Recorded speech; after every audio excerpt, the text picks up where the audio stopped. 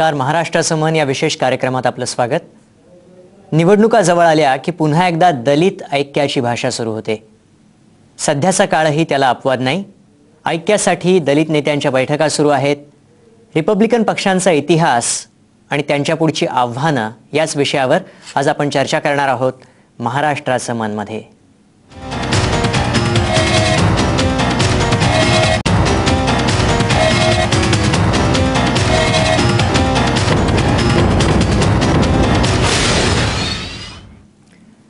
असं म्हटलं जातं की दलित मतांचं राजकारण ज्याला जमलं त्याला राजकारण जमलं.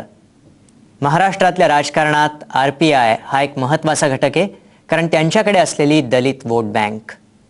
पण गटातटात विखुरलेल्या RPIच्या आजच्या अवस्थेवर टाकलेला हा दृष्टिक्षेप. रिपब्लिकन पक्षाच्या रूपानं डॉक्टर बाबासाहेब आंबेडकरांनी एक वेगळं स्वप्न पाहिलं होतं. दुर्दैवानं त्यांच्या हयातीत RPIला मूर्त रूप आलं नाही. त्यांच्या अनुयायांनी बाबासाहेबांचं स्वप्न साकार करण्यासाठी RPIची स्थापना केली. पण अनुयायातील मतभेदांमुळे बाबासाहेबांच्या स्वप्नातील RPI सत्यात उतरणं दूरच राहिलं. उलट देशाच्या राजकारणात या पक्षाची मोठी वाताहत होत गेली. या पक्षातून देशाच्या राजकारणात प्रभावी ठरेल असं दलित नेतृत्व निर्माण झाल्याचं दिसत नाही. गटातटात विखुरलेला RPI कधीच एकत्र झाला नाही. काँग्रेस असो किंवा राष्ट्रवादी असो, RPIचा त्यांनी फक्त मतांसाठीच वापर केल्याचं दिसतं. अपवाद फक्त 1998च्या लोकसभा निवडणुकांचा. 1996च्या लोकसभा निवडणुकीत RPIनं तिसऱ्या आघाडीशी हात मिळवणी केली. त्याचा फटका अर्थातच काँग्रेसला बसला. शरद पवार त्यावेळी काँग्रेसमध्ये होते. या निवडणुकीतून धडा घेत शरद पवारांनी 1998 मध्ये RPIच्या गटांची मोळी बांधली. या निवडणुकीत चिमूरमधून प्राध्यापक जोगेंद्र कवाडे, अमरावतीतनं रासू गवई, अकोल्यातनं प्रकाश आंबेडकर आणि दक्षिण मध्य मुंबईतनं रामदास आठवले लोकसभेत गेले.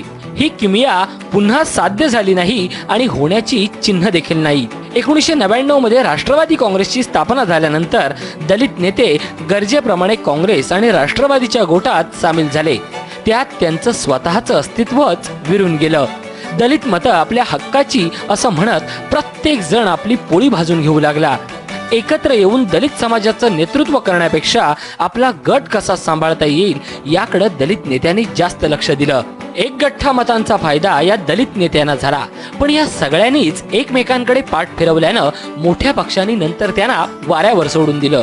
RPIचे आज जे काही 41 गट आहेत ते सगळे एकत्र आले तर निश्चितच राज्यातल्या राजकारणाची दिशा बदलू शकते. पण देशाच्या राजकारणात इतके मोठे गटतट, ऐक्याच्या इतक्या मोठ्या गप्पा कुठल्याच पक्षाच्या बाबतीत झाल्या नाही. नुकत्याच झालेल्या लोकसभा निवडणुकीत RPIच्या सगळ्याच गटांच्या नेत्यांचा पराभव झाला. पण हा पराभव वेगळा होता. हात मिळवणी केलेल्या काँग्रेस राष्ट्रवादीनं आपली फसवणूक केल्याचा आरोप दलित नेत्यांनी आणि कार्यकर्त्यांनी केला. त्यामुळे विधानसभा निवडणुकीच्या पार्श्वभूमीवर पुन्हा दलित ऐक्याची चर्चा सुरू झाली आहे. RPIच्या सगळ्या गटांनी स्वतंत्र लढण्याचा निर्णय घेतला तर त्याचा फायदा सेना भाजप युतीला होणार हे निश्चित. याची जाणीव काँग्रेस आणि राष्ट्रवादीला असल्यामुळेच दोन्ही पक्षाचे नेते RPIला गोंजारू लागले आहेत. त्यामुळे RPIला जर राज्याच्या राजकारणात निर्णायक भूमिका बजवायची असेल तर त्यांनी एकत्र येणं हाच एकमेव पर्याय आहे. अन्यथा परंपरेप्रमाणे RPIची अवस्था निवडणुकांपुरते आठवले आणि नंतर मात्र विसरले अशीच होऊन बसेल. या विषयावर चर्चा करण्यासाठी आता आपल्याबरोबर दूरध्वनीवरनं आहेत दलित चळवळीचे आणि रिपब्लिकन चळवळीचे अभ्यासक आणि सकाळचे ज्येष्ठ प्रतिनिधी मधु कांबळे. नमस्कार कांबळे साहेब. हा नमस्कार, बोला. हॅलो. हा बोला नमस्कार.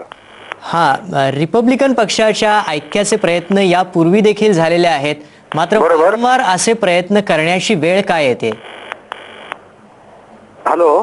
हा नाही, यापूर्वी सुद्धा बाबासाहेबांच्या महानिर्वाणानंतर रिपब्लिकन पक्षाची अधिकृत स्थापना झाल्यानंतर एक वर्षभरातच रिपब्लिकन पक्षाची नेतृत्वाच्या स्पर्धेमध्ये फूट पडलेली होती.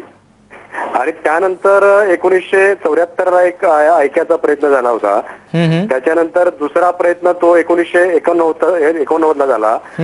त्यानंतरचा प्रयत्न 1995 ला झाला. आणि त्यानंतर जी